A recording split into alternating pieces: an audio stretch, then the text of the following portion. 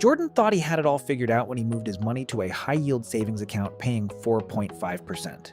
He'd done the research. He knew traditional savings accounts were a ripoff.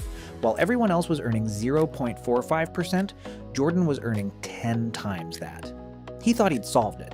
He didn't. His bank was still making more off his deposit than he was.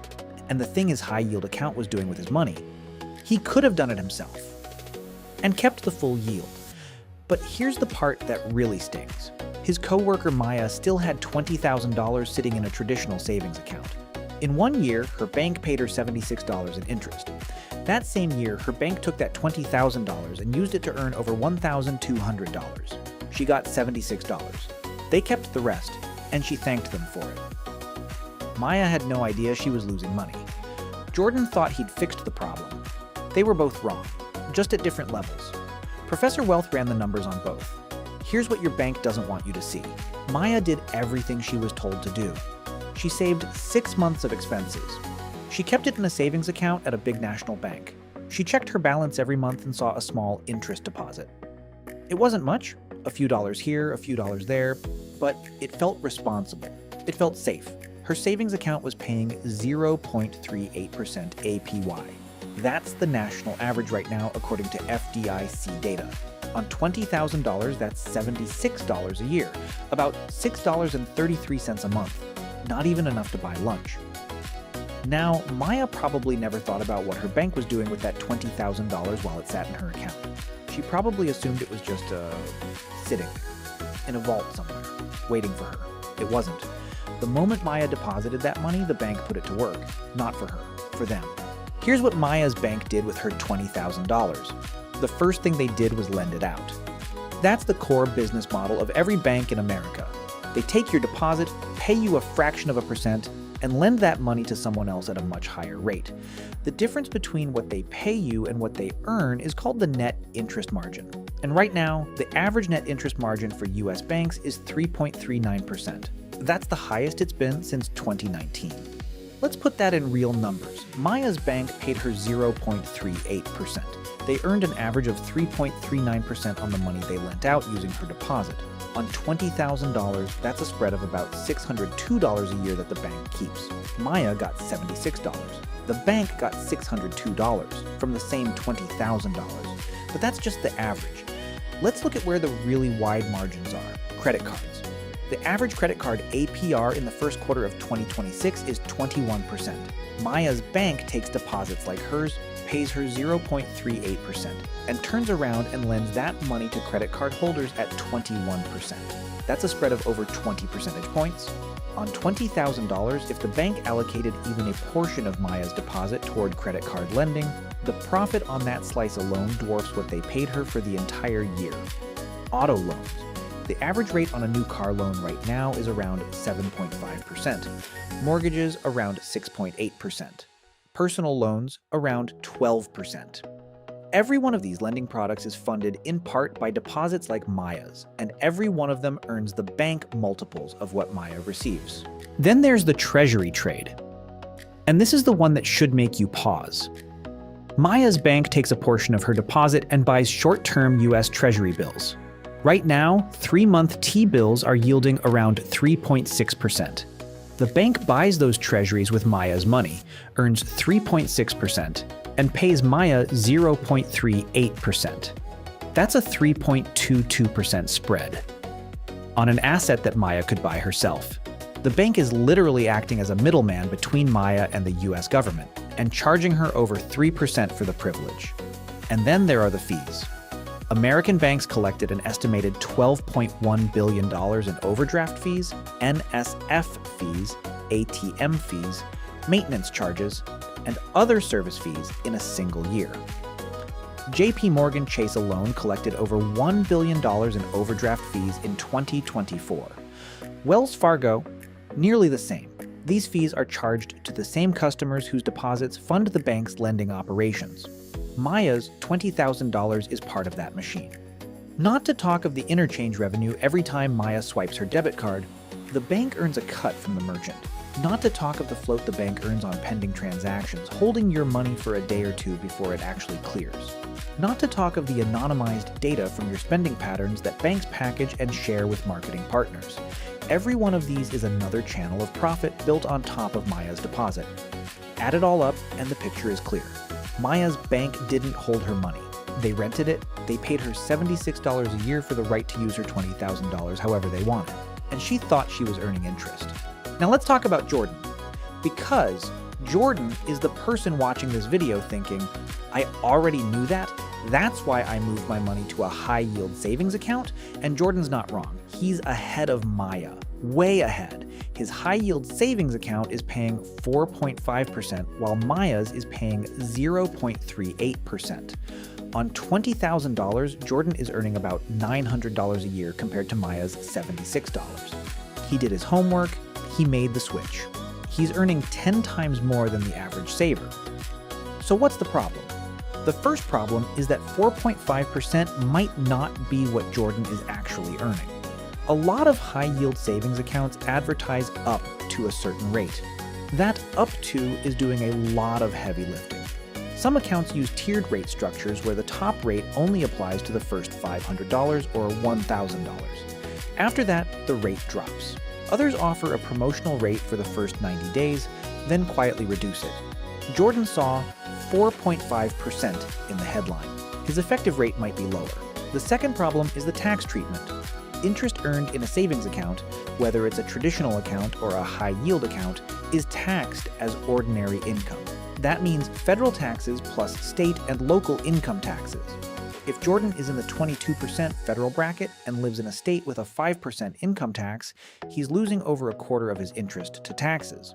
His $900 becomes roughly $657 after tax. The third problem, and this is the big one, is what Jordan's high-yield savings account is actually doing with his money. Where do you think the bank gets the returns to pay Jordan 4.5%? They're doing exactly what we just described with Maya's bank. They're lending it out. They're buying treasuries. They're running the same profit machine. The only difference is that a high-yield savings account shares a bigger slice of the profit with the depositor. But it's still a slice. The bank is still the middleman, and the middleman is still taking a cut. Here's the question Jordan never asked. If the bank is using my money to buy treasury bills and earn 3.6%, why don't I just buy the treasury bills myself? Professor Wealth ran the numbers. Same $20,000. Same 12-month period. 3 different scenarios. Scenario 1. Maya's traditional savings account at 0.38% APY. Gross interest earned, $76. After federal and state taxes, she keeps roughly $55. That's what 6 months of responsible saving earns her in a full year. Scenario 2. Jordan's high-yield savings account at 4.5% APY. Gross interest earned, $900. After federal and state income taxes at a combined 27%, he keeps about $657. A huge improvement over Maya. But here's the thing. He's paying taxes at both the federal and state level on every dollar of that interest. Scenario 3. A short-term treasury bill, a TF like SGOV. SGOV's 12-month trailing yield. As of April 2026, is 3.95%, with a 30-day SEC yield of 3.55%. On $20,000, that's approximately $790 in gross income over a year at the trailing yield, or about $710 at the current 30-day rate. Now here's where it gets interesting. Interest from U.S. Treasury securities is exempt from state and local income taxes. That's federal law. So Jordan pays federal plus state taxes on his $900. The SGOV investor pays only federal tax on their $790. After taxes, the SGOV investor keeps roughly $616 at the trailing yield, and that's without paying any state or local tax. Now, you might look at that and say, wait, Jordan's high-yield account still comes out slightly ahead in raw dollars. And in this specific comparison, yes, 4.5% is higher than 3.95%. But here's what that comparison misses. Jordan's 4.5% is an advertised rate that can change at any time, without notice. The bank can drop it to 3.5% next month and send him an email about it. SGOV's yield tracks actual Treasury bill rates set by U.S. government auctions. It's transparent, it's market-driven, there's no bait and switch. Jordan's 4.5% is subject to state income tax. SGOV's yield is not. In a high-tax state like California or New York, that exemption alone can be worth the difference. And Jordan's 4.5% is still the bank acting as a middleman. SGOV cuts the bank out entirely. You're lending directly to the U.S. government through Treasury bills and keeping the full yield minus a 0.09% annual fee. The point isn't that one option is always better than the other in every scenario. The point is that Jordan never knew he had the option. He thought the high-yield savings account was the finish line. It's not. It's a better seat in the same machine. So here's what Professor Wealth recommends. And it's simpler than most people think. First, keep your checking account. Don't close it. You still need it for daily spending. Rent, bills, groceries, whatever comes in and out regularly. This isn't about changing how you spend money. It's about changing where your idle money sits. Second, identify your idle cash. That's your emergency fund, your savings, cash waiting to be invested, money you're setting aside for a down payment or a big purchase. This is the money that's sitting in a savings account earning next to nothing while your bank earns 10 to 50 times more on it. Third, here are your options to move that cash. Option 1, a treasury bill, ETF, like SGOV. You buy it through any brokerage account, Robinhood, Schwab, Fidelity, Webull, whatever you already use. You buy it like a stock. The ETF takes your money and invests it in U.S. Treasury bills that mature in 3 months or less. Every month you get paid a dividend. That's the interest income. Right now that's yielding around 3.55% to 3.95%, depending on which measure you look at.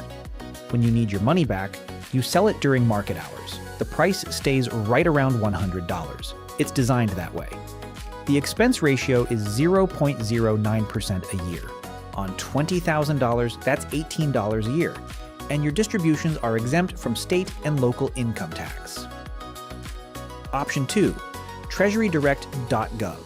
This is the U.S. government's own website where you can buy Treasury bills directly. No middleman at all.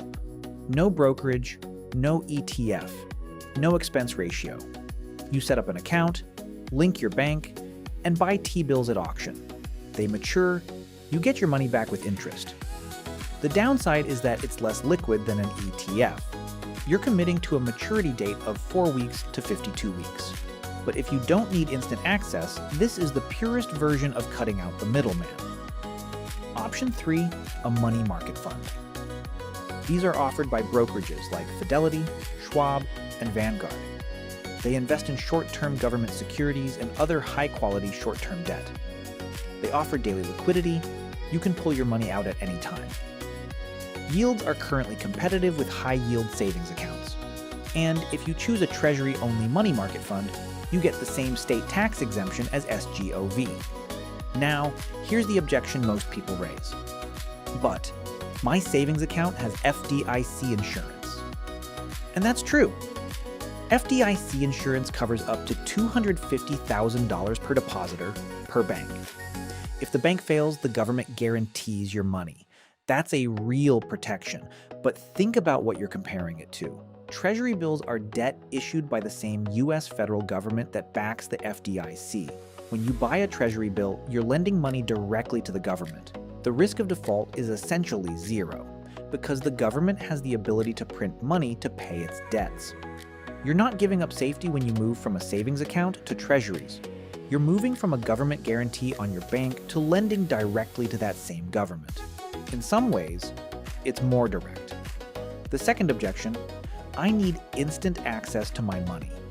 Fair, and that's why you keep your checking account funded for daily needs. For your emergency fund in something like SGOV, yes, there's a 1 to 2 day settlement period when you sell, but be honest, when's the last time you needed $20,000 in cash within 60 seconds? In a real emergency, 1 to 2 business days is usually fine. And the difference in yield while you wait for that emergency to happen is hundreds of dollars a year. Maya was responsible. She saved her money. She kept it in a bank. She checked her balance. She did everything right. By the rules she was taught. Jordan was informed. He moved to a high-yield savings account. He earned 10 times what Maya earned. He thought he'd cracked the code. But neither one ever asked the real question. What is my bank doing with my money? And can I do it myself? The answer is yes. Your bank takes your deposit, buys treasuries, lends it out at 7%, 12%, 21%, and pays you a fraction of a percent. The smartest move isn't finding a better savings account. It's asking why you need one at all.